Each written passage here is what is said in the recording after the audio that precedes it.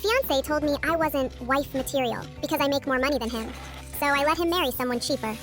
This is a full Reddit story. My fiancé told me I wasn't wife material because I make more money than him, so I let him marry someone cheaper. Troy and I had been together for 4 years when I got promoted to senior project manager. The raise was massive, almost double what I was making before. I came home so excited, practically floating through the door with Thai takeout to celebrate. Troy was on the couch watching basketball. I told him the news and he just nodded. "That's cool," he said, eyes glued to the screen. No hug, no congratulations, just cool. A week later, his friend Kevin came over for poker night. I was in the kitchen getting drinks when I heard Kevin say, "Dude, your girl's making bank now, huh? You landed a sugar mama." The other guys laughed. Troy didn't. "Yeah, she's doing all right," he said, quiet as hell. My stomach dropped. Things got weird after that. Troy started making comments about my work clothes. "That's a pretty fancy blazer for someone who just pushes papers around." When I'd talk about my day, he'd zone out or change the subject. One night, I suggested we finally book that Costa Rica trip we'd been planning. "With your money or mine?" he asked. I blinked. "Does it matter?" He looked at me dead serious. "Yeah, actually it does." The breaking point came at his parents' house for Sunday dinner. His mom asked about wedding plans, and I mentioned we'd been looking at venues. Troy's dad made some joke about how I'd probably want the Ritz-Carlton now that I was rolling in it. Everyone laughed except Troy. On the drive home, he was silent. I asked what was wrong 3 times before he finally pulled over into a grocery store parking lot. "I don't think this is going to work," he said, staring straight ahead. My heart stopped. He turned to me and his face was stone cold. "You're not wife material anymore, Jade. You make more than me. A wife is supposed to be supportive, not competing with her husband." I just sat there. Competing? Troy, I literally just got a promotion. He shook his head. "My dad provides for my mom. That's how it's supposed to be. I can't be with someone who makes me look like I'm not handling my business."